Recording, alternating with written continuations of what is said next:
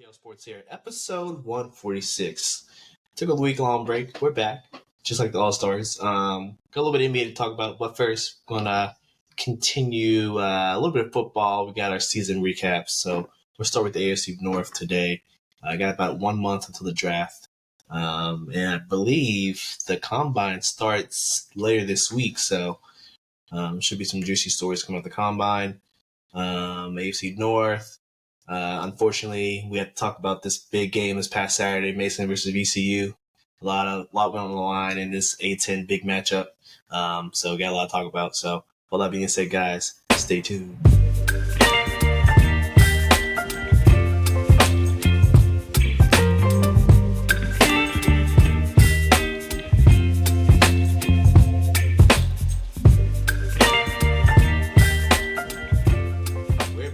Let's start with some NFL. All right, AFC North. A lot was predicted out of this division this year. A lot of disappointment, I would say, also came out this division, depending on who you talk to. So we'll start off with the bottom of the division, work our way up. So the team that finished last was the Cleveland Browns. I think they finished, second in the division last year, Lawrence? They made the playoffs with old man Joe off the couch, off the street, carried them to the playoffs, but I think they lost in the first round, right? To the Texans, yeah. So a lot was actually riding on the Browns. A lot of people thought that they were, complete on both sides of the ball, offense, defense. Just needed Deshaun to come through and play somewhat like he did, back when he was with the Texans. That wasn't the case. He got hurt, I think, when he played us, the Bengals, the first matchup. And they just didn't have consistent quarterback play throughout the season. So they finished, that says 3-14. Myles Garrett wants out. We'll see how that goes. I'll let you start first, Lawrence. How would you grade their season, and what do you expect going forward to kind of have them back where they were looking 2 years ago? Well, definitely the season, and there was promise. At least you kept your coach, who people believe is a good coach. I mean, I kind of believe too. If you want me to be honest with you, I pretty much am locked in on him being a good coach. I think his main downfall has obviously been the Deshaun Watson trade, which, I'll put it as a downfall for him if he was a part of pushing for Deshaun. But if he was just given Deshaun,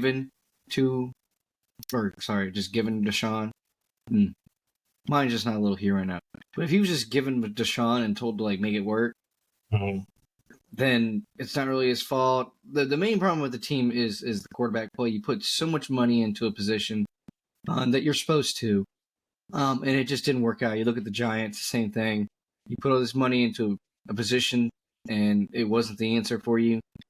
You lost on a running back that pretty much won a championship for a different team in the same division. So, yeah, I'm gonna chalk this up to the Cleveland Browns. First things first, need a little bit of improvement, and I'm gonna say running back depth. As soon as Nick Chubb was out and they went the season with what they had, it wasn't very impressive. Jerome Ford definitely got tackled from behind a lot. He doesn't have killer speed. We don't know how Nick Chubb's gonna go for one more year. He didn't look that amazing when he did come back, but maybe he should just not came back. Honestly, I don't know much about the O-line. Maybe they had some things to do with it. But they definitely need a true number one. In my opinion, still straight up, Jared Jeudy is a number 2. So you're go draft young wide receiver talents, try to build upon it. There's a lot that has to go with this team next year, and honestly, it's unlikely. Because if you got Myles Garrett wanting out, that's only writing on the wall. So the other kind of big leaders of the team, because once the main head honcho wants out, and then he gets out, either everyone rallies behind losing him, or they've won out with them. And I kind of feel it's going to be the latter.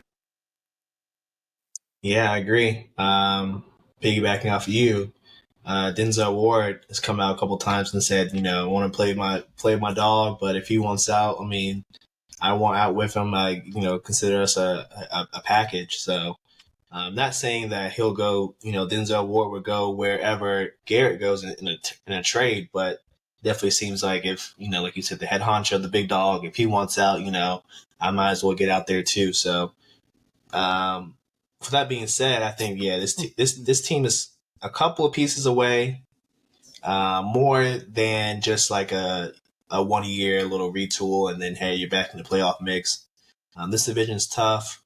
You got to have a quarterback to go against Lamar, to go against Joe, and the two other teams in this division just don't have consistent quarterback play. Thus, their seasons have been up and down. Unless you're the Steelers and you're above 500, but you don't win playoff games, then that's another story. We'll get to them in a little bit, but it starts with quarterback play, and there's two of the top 4 quarterbacks in the league in this division, so you got to have some competent quarterback play. Browns do not have that. Deshaun Watson trade thus far, it's a bust. He's not going to play next year because he re-tore his Achilles. There's some speculation as to why. It might be because of a TikTok video he filmed with his, I think, fiance, right, or wife. But that's neither here nor there, right? So do they go get a quarterback in the draft? Maybe. Do they go find a bridge quarterback? Maybe. That's something for them to decide upon after they figure out what they're going to do with Myles Garrett. I think he needs to go. You don't keep malcontent in the locker room. And he's being nice about it. Wrote a nice letter. Nothing bad said about the organization. It's just he knows that they're moving in a different direction, and the team needs to come to that reality. And a King's ransom is what he'll fetch. I mean, I don't see why you wouldn't trade him. I guess you need stars in Cleveland, but he's the only one, and I don't think you can get another one anytime soon. Go ahead. I think a good go get for this team would be like a Sam Darnold. You saw what he did in Minnesota. Yeah, he had a really good wide receiver. So if you go out and get Sam Darnold as that quarterback, then with your top, 5 pick, you can get the best wide receiver outside of Travis Hunter, unless he falls down to you, which he very well may. And you just give Sam Darnold another Justin Jefferson. I mean, if that's a match made in heaven. If you can get Travis Hunter, then he just gets another Justin Jefferson with the Jerry Jeudy as second. He's just going to be air raiding that ball all the time because, gunslinger mentality. It worked when Joe Flacco did it. The Browns have the number 2 pick, so they could go Travis Hunter if the Titans don't pick him. Yeah, so you set yourself up for a future. It's a 1 year rental on Darnold. If Darnold takes you to the playoffs, cool. If he doesn't, well, at least you were in a couple good games, and then, well, you already had the number 2 wide receiver, number 1 wide receiver. If Tennessee doesn't take it, then you just get the next year you could bring in the quarterback for that number 1 wide receiver. And honestly, like, of all the teams who are in need of like that, just one more year, it would be the Browns with Sam Darnold. I see that being a better fit for Sam Darnold than Sam Darnold to Pittsburgh, which has been rumored and stuff like that. I mean, there's talks that George Pickens is up and out of there, and if I'm Darnold, I don't want to go where Pickens isn't there. There's something else there at all. Yeah, I agree. I think, like you said, that's probably like the long shot. I think Stefanski has a long leash.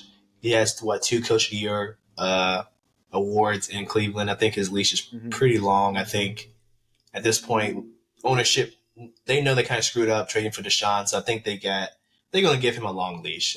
They know none of this is his fault. It's their fault for giving a guy $250 million guaranteed, and he doesn't perform like he's supposed to. So, I think Myles Garrett has to go there. I think you can get so much for him. It'll speed up the rebuild from like maybe a 3 to 5 year thing to like big.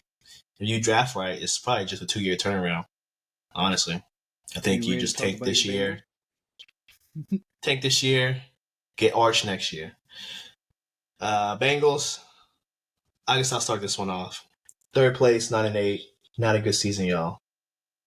Beginning of the season. Another poor start to the season. This is, been a thing since Zach Taylor took over. Especially with fourth place schedule, they should have come out the gate at least 3-1. Like, no shame to the teams right here, but they should have been 3-1, at the very least 2-2, and then they came out 1-4, 1-3, and then 1-4 after the Ravens lost, because they should have beat the Ravens. So they keep digging themselves out these holes. Joe's acknowledged this. A lot of the other teammates have acknowledged it. They got to do something, and part of it is Zach Taylor, but also part of it is these guys.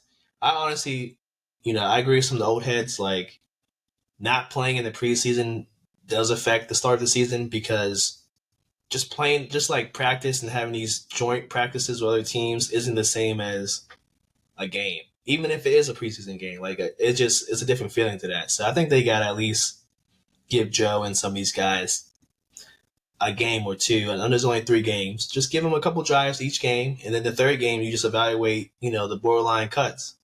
I think that's what needs to happen. But yeah, we got new DC Lawrence Al Golden, DC for the Notre Dame Fighting Irish. Went to the national championship game. They had one of the best defenses in college. Hopefully, he can translate some of his defensive, prowess in the NFL. And he's all about playing rookies and young guys. I think a quote of his is, why draft guys high and not play them? And that was kind of old man Lou's, the opposite of him. Like, he would draft you high and not play you. Like Jordan Bowden, he sparingly played until the end of the season. Same with Myles Murphy. You picked him first round last year. He barely plays.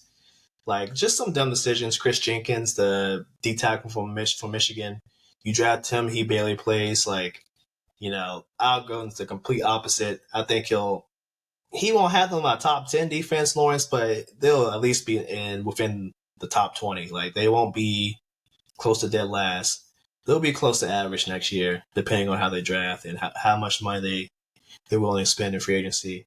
And offensively, the big thing is, reports are they're going to tag T, and I think they will. I think it's like a 99% chance. The long-term deal, I'm going to give it an 80% chance. I think it does happen. It just depends on the structure. I think the biggest thing is structure. This team doesn't like guaranteeing money past the first year for whatever reason. So if T is cool with 30, like, I don't think they're going to pay him 32, 33, 34 million a year, but if he's cool with 30, 31 million, annual average, and maybe Jamar doesn't break the bank like he can. Like, Jamar can probably get quarterback money, but if he just settles for like a cool 40 million, then that should be more than enough flexibility for them to get this done. So don't listen to all the national guys out there. They're not actually looking at the cap and looking at, how these contracts are really going to get played out. It's definitely possible if these players are willing to maybe compromise on a few things that the Bengals don't usually do. So I'll give it an 80% chance. If not, they're going to tag and trade him, and we'll see from there. But they'll definitely, one last thing before I let you go. Trey will get re-signed. I think that's like 99%. But I think he's probably the second in line. First in line is Jamar. He'll get his money. It'll be at least 40 per year. What do you think, Lawrence? I think Jamar is going to get more than 40. You think he's getting quarterback money? He's going to get at least Justin Jefferson. What is Justin Jefferson money? Like 35 or 36? I'm thinking about 45. Yeah, somewhere up in there. I mean, 45, dear 42. Lord. He just got the Triple Crown. And it wasn't even like it was a close battle. Triple Crown. He absolutely dominated everyone else in the league. The touchdowns were a big part of it. If you look at it, he did it with T. Higgins, stealing catches from him. He did it with Gesicki having kind of a good season. I mean, there was other weapons on that team. I mean, Joe Burrow is going to put up generational stats every season with him. You're kind of forced to keep the pair together, so you'll pay whatever he wants, and whatever he's going to want is going to be a lot. Yeah. To be fair, T was out almost half the season too. I think he only played like, let's see here, like maybe 11 or 12 games. But he had a lot of touchdowns when he played. This is true. So those directly were taken away from Chase. But unfortunately for me, I don't think you keep T. Higgins. I think T. Higgins kind of leaves. I think it was from the writing is from last year where he just wanted a little bit more than the tag, and they weren't willing to honor it. He sat out. Then he got himself injured. Well, how much did he get himself injured, or did he just not want to be there at the beginning? I think there was a lot of that to do with it as well. I mean, to be honest with you, they pretty much snubbed him out and said, I mean, yeah, you want this much money, but like, come on, dude, you're our number 2. And he arguably could be a number 1 or battle for a number 1 or be a very tight tandem with another team's number 1. I mean, there's going to be desperate teams out there who are going to be willing to spend a little extra money just to get a little extra juice that's like, a little bit more guaranteed. Teams, aka like the Carolina Panthers, who are licking their chops at any guy who may or may not be worth overpaying. And that's just how it might roll. But if he's tagged, you guys have to negotiate some type of compensation. So do you think a team's willing to give at least a first rounder for T at this point? No, I think at most you get a second for T. I mean, I think a lot of teams have learned their lesson about giving up number 1s for players. Yeah, I don't think they do I it. know some teams like Carolina, at least, are understanding of not giving up number 1s anymore. I mean, they accepted 2 number 2s for McCaffrey, so.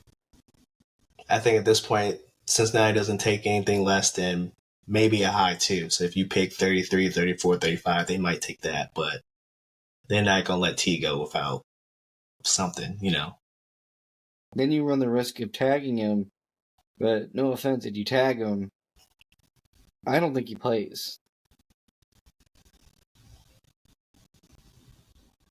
That's fine.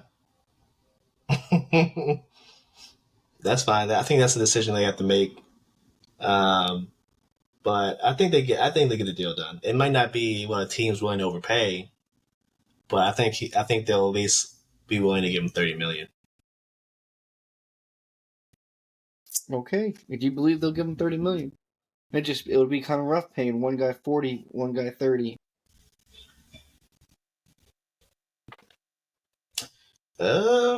We'll see. I mean, I've seen some of the cap gymnastics. So obviously 2 other teams that pay, a quarterback a lot of money and 2 other receivers a lot of money. It can be done. One of those teams, just won the Super Bowl because of that. So I think it can be done. I think there's a lot of false narratives going out there. But yeah, they have a generationally great O-line with a pretty good running back, while you guys are running a Chase Brown with a below average O-line. Yeah, this is all true. But Chase Brown didn't really get full-time touches until like week 6 or 7, so his stats are a little deflated. If he was actually starting from day 1, his stats would be way better. So I also agree with that as well. I think Chase Brown was a really good workhorse guy. Maybe lacked a little bit of the speed. Maybe play out of the back catching aspect. no, he had better catching wise than last year he really couldn't catch, but this year he got way better in the passing game. His deficiencies are short yardage because he's small, and pass blocking. He's just not good at pass blocking. So, and part of the short yardage problem is also the O-line. I mean, Joe Burrow gets murdered every other game. So, and then that's also the problem I believe that you run with having your 2 guys, your paying two guys way too much money on the wide receiver group. Philly could do that because for some reason the offensive line is willing to play for diamonds on the dollar over in Philly. You look at their offensive tackles and everyone's contracts. I mean, they don't have to pay them anything. If the Bengals want a generational talent, offensive guy to come in, they got to cough up that money. Otherwise, you got to hopefully draft them, which I don't know, It's possible. Hey, looking towards the draft. They got they haven't really focused on it. They have pick. I think they have pick 17. Even though Genty's a top 10 pick or a top 10 talent, a lot of drafts have him all over the place. Now, if you're Cincinnati, Lawrence, and he's at pick 17, do you pick him, even though you probably need D-line and O-line help? You mean Ashton Genty? Yeah. If he's there, totally, why not? It fits what I do. It fits my narrative. At that rate, if you get Genty, you kind of know what you're doing. You're pounding people down and throwing it to Chase. Then T. Higgins, no offense, becomes expendable. Because I can get another number 2 in there for half the price, and because I don't need a T. Higgins to do good if I have Genty, Chase Brown, he knows the ropes. Then I can just go. I can go frisky. I mean, I can go after some, Armstead guys, type level talents. I need a sure thing. But if I only have to pay this running back, what is it, $15 million? I think it's a rookie at 7. No, at pick 17. No, probably like 20. Probably, 20 over 4 years, right? 17? I don't know what a 17. I think a 17er might be like max 15. Well, regardless, like you said, a rookie scale contract for a guy that's probably generational. I agree with you on that one. I agree with you. If that's obviously he'll be the best player available at pick 17. So if you pick him, then it does raise the question of what's the point of having T when you can probably, no offense, trade for Cup, maybe trade for Cup for like a fourth, restructure his contract so his cap hit is only like $15 million. Mm-hmm. That's probably an option. So I agree with you there. Then you have 2 Triple Crown winners, and one of them is playing not for cheap, but for what he was a couple years ago, it's cheap. Yeah, I agree. And he just needs a new environment. That's all he needs. I mean, the only thing, I don't know. See, if Genty's not there, but then, I think the real question mark, if Genty's there, I'm taking it, obviously. But if Scadaboo's there, because I thought... In the first round? Scadaboo's, a second, third rounder, maybe? I don't know. I thought he played himself into a first round with everything he did in that Arizona State game. I thought he played himself to a first round pick. I agree. I think he's a first round talent. I don't know if team's going to pick him there, though. I agree with taking him, though, in whatever round after the first. I don't know if he makes it to you in the second. I don't think he makes that out of the first. I mean, honestly, I can very much see Kansas City just snagging that up. Pacheco's rough season and what they've done in the past in the passing game with their running backs. If he's at the very end of the first, he's going to Kansas City. He fits their narrative of the white boys. I like that. Let's move on. Steelers second place in the division. Interesting year, wouldn't you say, Lawrence? Went to Justin Fields to start. Russell finished. I think they lost their last 5 games or something. A little rough end of the year, but hey, they're above 500, so it's all good. All good in Pittsburgh. How do you feel like this offseason is going to go for them, Lawrence? They got a lot of decisions to make. I think this is going to be I guess the kind of the last straw for Tomlin. I think just a lot of fans in general are getting kind of bored of the same old. Last straw, he's gone? Yeah. I mean, people are calling for his name to be out of there at the end of last season. And it's just because You just gotta accept that you can't be mediocre every season.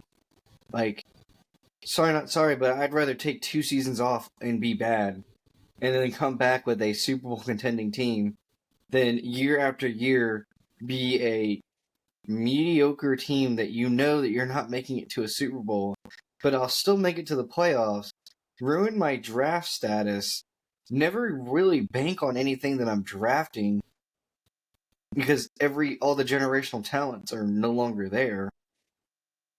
And let's face it, they haven't been drafting like they once were. There was a time and place where the Steelers just seemed like there was always someone popping up.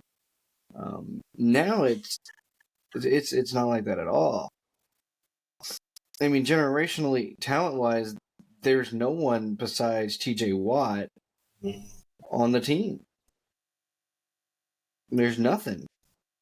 I guess you could say, like, oh, Minka Fitzpatrick. Yeah, he was like 2 years ago. Man's gotten forgotten because that defense gives up way too many yards in order to hold that stature, hold that title. The next, honestly, Minka Fitzpatrick was being talked about as Polamalu's level for that one season where he went ham. Never saw him after that. I think that, like, cornerbacks, yeah, you did a good job getting Porter, but the rest of them are bad. They're just not good. Getting cooked constantly, and the reason why you're not getting any of the best talents is because they were in the first 10 picks. Like, you had to be there to get them. And the Steelers, they want to build around, like, a defensive guy. Like, that's just their whole MO.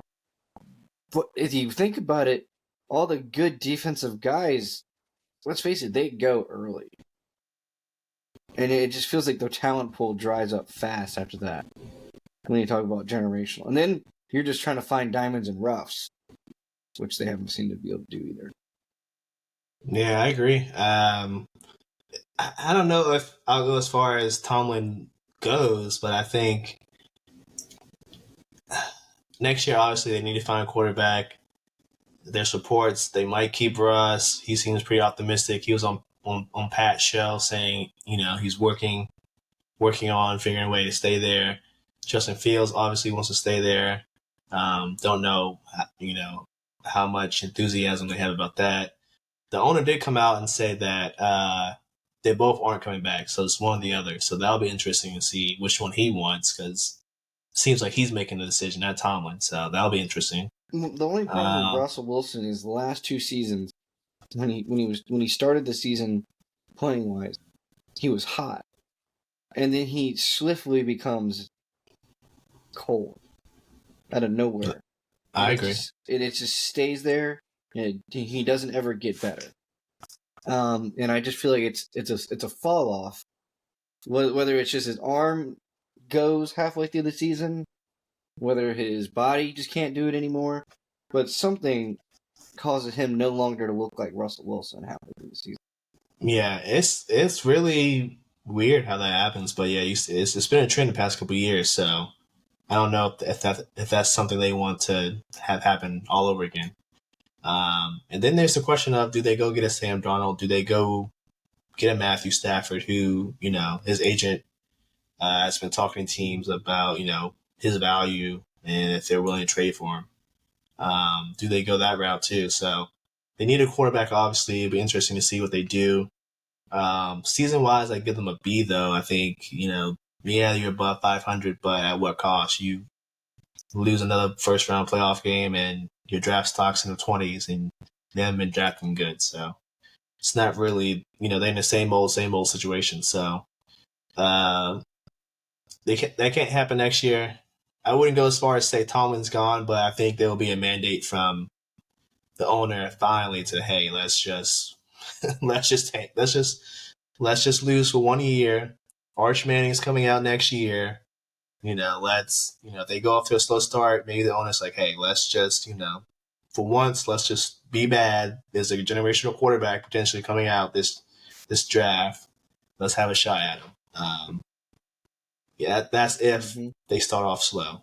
I don't know if Tomlin will have them starting out slow, but that's just an if. Because they're not going to get a good quarterback picking in the 20s and 30s. That's just not going to happen. They're just also not going to get the defensive caliber player they need to put their pieces together as well. I agree. Last but not least, the first place, I think for second year in a row, the Ravens. Slow start, just like the Bengals, but they dug themselves out the hole. One of their best teams that they put together around Lamar Jackson. They got King Henry. Zay Flowers had a pretty good year. Andrew started off slow, but he picked it up towards the end. Likely, Bateman finally is catching passes more often than not. Um, Lamar, first team all pro, but failed to win the MVP, which is a little interesting. I don't know if we went over that yet, but that's a little interesting. Um, Lawrence, what do you think? How would you grade their season, and how do they get over the hump? How do they win more than one playoff game in a row? Well, honestly, I give their season an A.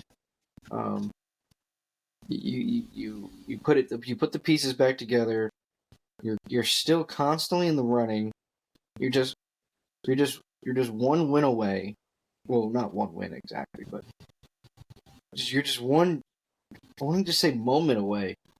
I mean, swear to God, if Mark Andrews catches that, it's game, because if that goes to overtime, Lamar and the Ravens win that.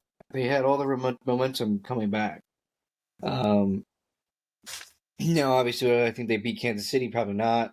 I don't know. I think they might have given a better shot than the Bills did. I don't think the Bills did anything wrong with the shot that they gave. I don't know. I feel like there might have been, towards the end of the season, there might have been a little bit more zip on the Ravens, because they looked like they were putting everything together, and then Lamar kind of just threw up a dud game as well with some of the other guys. But let's think about it. Like O line, it's not going to get worse. It's just going to stay what it is. It's really good. Yeah. Lamar doesn't have to worry about getting murdered. If you said earlier about the MVP, I mean, I got it. Stats wise, Lamar was better than Josh. Problem being, Lamar also just has better weapons than Josh. At least he's got one go-to wide receiver in Zay Flowers. At least, dude, he's got the king, Derrick Henry. His defense, I think stopping the rush is definitely better than Josh's. Yeah. Pass protection-wise, they could be about even. Yeah. Neither one of them was great. We gave the Ravens a lot of crap, but they did come in clutch in their secondary a lot of games. So you just kind of give a little edge to clutch factor. We saw that the Bills' defense was not very clutch. In a lot of games, Josh had to outscore his opponents, whereas Lamar could play a strategic pace throughout a game, knowing that it wasn't over just because the other team's about to drive next. But overall, like, you're just one moment away from getting in an AFC championship game. And if you're in the AFC championship game, you probably can beat them because, let's face it, you can run the ball better. You can pound the rock. We could keep Patrick Mahomes off the field. We have that ability. We were literally toes from beating them week 1. You're just moments away. Yeah, I give them I'm not gonna go A. I give them a B plus. The fact that they had the best team that they've put around Lamar, and they can only win a playoff game. Even though, hey, Andrews, he didn't catch the ball, but Lamar did still have a bad first half, right? A couple turnovers. He threw 2 interceptions. No, he threw 2 interceptions, or did he have a fumble and an interception? I think he fumbled an interception. I think it was 2 interceptions. Yeah, I feel for him because your first team All Pro, and those same voters vote for MVP. So it's a little baffling as to why you didn't win MVP. That they voted you by a wide margin, first team All Pro. So that's a little baffling. But I also get the point of, hey, Josh just did more with less. So a little interesting with the voters. A little interesting little tidbit there with the voters. But at least season wise, the Ravens, they did well. When it comes for whatever reason, the postseason, something that just always happens. I don't know what it is. Lamar just, like, if he has a multiple turnover game in the playoffs, they just tend to lose. And in the playoffs, turnovers count as double. So you're just giving the Bills extra possessions that if they didn't get those extra possessions, you probably win the game. And like I said, Lawrence, if the game goes to overtime, they have all the momentum. They probably beat the Bills and give Kansas City a better shot, but it's not the here nor there. I'm just looking for them to, as far as team, just improve the secondary because it's still suspect. That's probably the one part they need to improve. And if you can get a reliable second option with Zay Flowers, Bateman proved to be reliable this year, but we can't trust that going forward. No, I feel like can't trust that. So I think they need to get a actual second reliable option. Does that mean trading for Cooper Kupp? Maybe. Does that mean drafting somebody? Maybe. And King Henry, he said he's going to play with Lamar the rest of his career, so I expect him to come back. So I don't think the Ravens are going anywhere. They're probably still going to be fighting for the top of this division. It's just a matter of, can they get over the hump? Can they win 2 playoff games in a row? That will be left for us to see next year. Last up, it was a tough Saturday for both of us. Mason, VCU. Because I didn't believe. Low key, I didn't really believe all the way through either, so it's my fault as well. But I would say I didn't watch the game. I didn't watch the second half. But going into halftime, I think we were up by 1. It looked like we were doing pretty good, so I'm gonna let you go first. You can probably speak to more of it than I can. But what are your thoughts on this game? Well, the main problem was foul issues. For whatever reason, we got picked on really hard. Like, the VCU made more free throws than field goals in the first half. So they had more points in free throws than they did field goals. I'm pretty confident. Was it number 4, which is Clark for the VCU? No, I'm talking about for Mason. Number 4. O'Connor was in foul trouble. Haynes was in foul trouble. Billups was in foul trouble. And KD Looks Johnson. like he fouled out. Yeah, KD Johnson was in foul trouble. Like, those guys were in foul trouble the whole game. And we didn't get to enjoy any, like, consistent momentum with any of our units. Woody Newton, foul trouble the whole time. Just every single person was just getting fouls called on them left and right in the first half. And they pretty much drained the bank that we had. So then we had to sit almost everybody the second half and just play tenacious defense, in which our well dried up and we didn't score any points. And then they just kind of pulled away because half our team's not playing, which is kind of what I thought would happen. I've kind of thought would happen more often in games, and it hasn't. You did say that. You texted me before the game. You said, I wonder why teams don't just hack Haynes more. The VCU did that. VCU got a couple good blocks on him because he kind of got predictable. And VCU has an amazing shot blocker. I don't know. Defensively, this team is stout. If obviously this team gets into foul trouble, it's over. And honestly, if they need like a guaranteed bucket getter, it's also over. I think personally that KD Johnson is good, number 0, but I think he's just mentally checks out of games a lot and makes a lot of mistakes on the same time. I've watched that man play cardio for games. Well, many occasions, right? Yeah, I've seen it multiple times, and I wonder why he gets so many minutes. Maddox.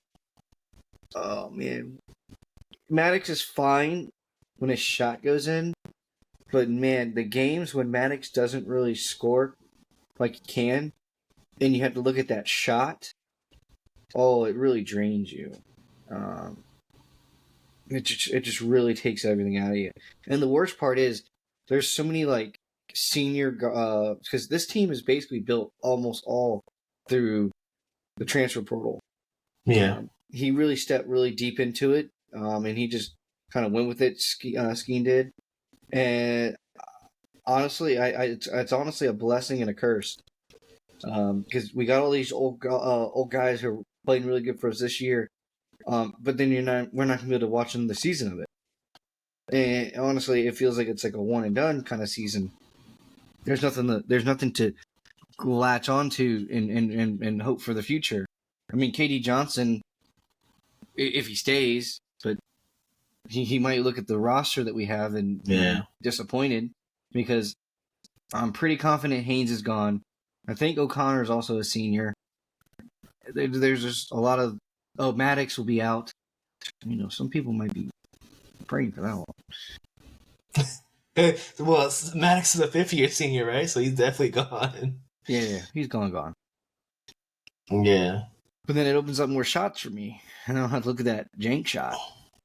Yeah. It sucks because Maddox came in, last year? He was supposed to be the go-to shot creator guy, get you buckets type of guy. And we saw last year, like, okay, that's not really his. Like, he can get buckets, but it ain't like that. Like, he's not efficient. Shots ugly.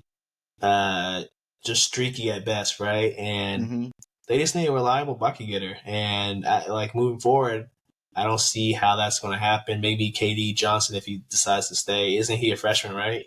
If he decides to stay, maybe, he can do that. I've seen glimpses. I don't know.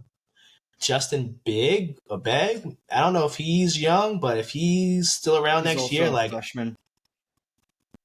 He's had a couple games where I'm like, wow, why doesn't that kid play more? I think he's the best shooter on the team. He just needs more minutes. He needs more playing time, and Skin has a tight rotation. This game isn't really indicative of that because, like you said, the foul trouble. So they're playing 10, 11 guys deep. But hopefully he gets a shot next year because I think he can play. Okay, so if I had to tweak rotations a little bit, and just ask questions of why, I don't understand why Zach Anderson is in the starting unit. Number 10, yeah, is that the first time he started? I don't remember him starting. No, he starts consistently.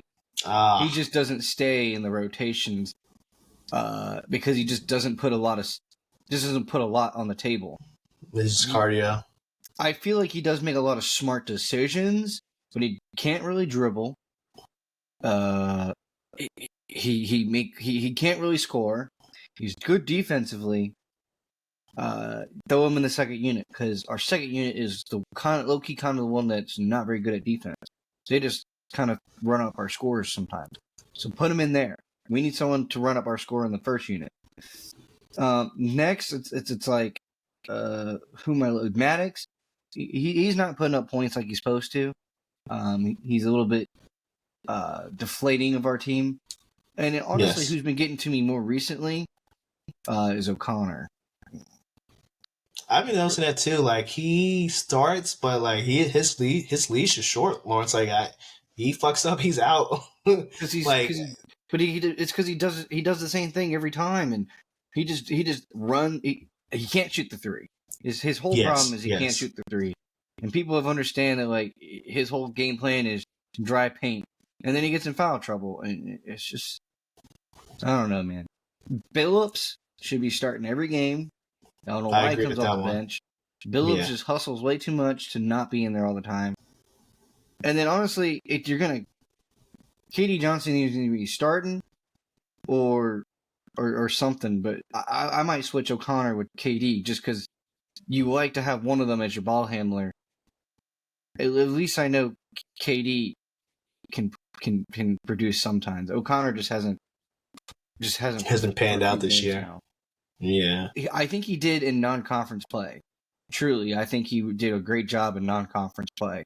Ever since we've gotten to conference play, he has not been looked the same. Been a little suspect. What would you say the outlook is for Mason for the rest of the year? We got a couple games left. Are you projecting, March Madness? Are you projecting, A10 champion? Like, what are you projecting? Well, they've already said. Well, they didn't say, but if you go to bracketology.com, if the team makes it to 25 wins, then they're guaranteed. It's 100%. They're getting a bid. Okay. They have 4 games left. If they win out, they're guaranteed in. Honestly, if you look at the schedule, no one scares me the rest of the way except for Richmond the last week. Richmond's bad this year. I think they're near the bottom of the conference, 10-18. They are bad, but it doesn't matter. It's Richmond, and we never beat VCU, and we never beat Richmond. Nah, this is true. Two rivalries in A10 we kind of struggle against. So I'm with you on that one. And honestly, we need Dayton to have a generational game against VCU to give us our lick back in order to win the so we can outright win the regular season A10. Mm-hmm. We need Dayton to get back against VCU because that's all VCU has left the rest of the season as a competitive game. So we really need Dayton to get that get back. Is that game at Dayton or at VCU? If I had to guess, let me check, but I'm pretty sure it was at VCU. I'll say at Dayton. Dayton's probably winning. They don't really lose at home, especially conference play. VCU. I think that's a toss-up. I think VCU has it, but it would be wonderful to watch VCU slip up right at the end of Dayton. Yeah, that would be amazing. I mean, Dayton's had it happen to them plenty of times, right at the end. A10 tournament is next month, I believe, like the 12th through the 15th at Capital One Arena. So we might be able to check out a couple of games. That'll be interesting to see. The top 4 teams get 2 round buys, right? Yeah, 2 rounds off. Nice. So it'll be interesting to see. I know we're definitely gonna place in the top 4. It's just depending on if we win the conference outright or not. Let's go Dayton. We need our lick back. We need this A10 championship. Yeah, I mean, my last thoughts are this team has, I wouldn't say overperformed, but because I thought that they were going to do good this year, just based off of last year. They did pretty good for his first year, so I expected a leap. Did I expect almost winning the A10 leap? No, but it was like the top 10% of what I thought could happen. So I think it's just a good season for them, whether they win out or not. I think it's just a really good season, something they can build on. Yes. Anything else before we head on out? WWE Raw is on right now. The final boss came on SmackDown last week and presented Cody Rhodes with some weird offer. You guys go check it out. It's all over the place. Anything else you want to touch on before we go? No, I was going to try to pitch the idea of going to the Mason game with you on Wednesday, but I'm always down for a Mason game. Let's go. At GMU, what? Let's see how boys went out. Other than that, guys, that's it. Go check out WWE Raw and SmackDown this week. Elimination Chamber is Saturday. A lot of good stuff happening in the WWE universe. So with that, we're going to head on out. Peace.